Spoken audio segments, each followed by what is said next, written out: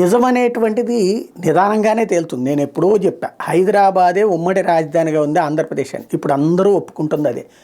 ఆ ఉమ్మడి రాజధాని కొనసాగించాలని వైవి సుబ్బారెడ్డి అబ్బెబ్బే వద్దంటూ ఇటు పక్కన బొత్స సత్యనారాయణ, అదే సందర్భంలో మిగతా పార్టీలకు సంబంధించిన లాట్ ఇప్పుడు ఎట్లా తీసుకొస్తారన్నటువంటిది. ఓవరాల్గా ఆంధ్రప్రదేశ్ రాజధానిని నడి రోడ్డు మీద నుంచోపెట్టడానికి కారణం ఆరంభంలోనే తేల్చుకోవటం.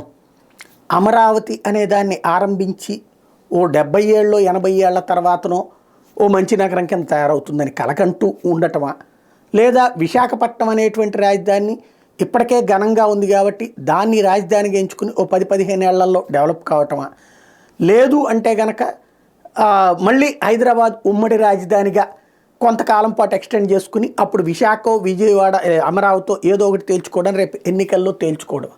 ఇదే రాబోయేటువంటి అంశం.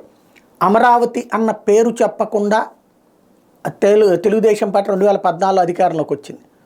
2019లో అమరావతి అన్నటువంటి పేరుని కాకుండా, అంటే జగన్మోహన్ రెడ్డి అమరావతి అని పేరు ప్రస్తావించలేదు, కానీ అమరావతిని జగనెత్తేస్తాడంటూ తెలుగుదేశం పార్టీ, అమరావతి ఉంటుందని ఉమ్మారెడ్డి, రోజా లాంటి వాళ్ళ స్టేట్మెంట్లతో ఎన్నికలు జరిగినాయి.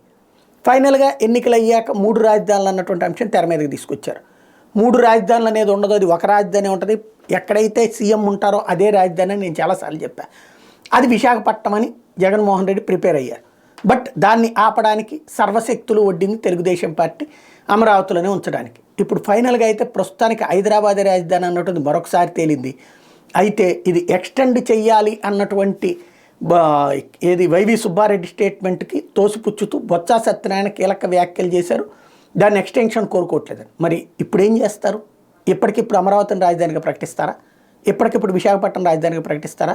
2 లిటిగేషన్స్లోనే ఉన్నాయే, 2 కోర్టుల్లోనే ఉన్నాయే, ఎలా పరిష్కరిస్తారు?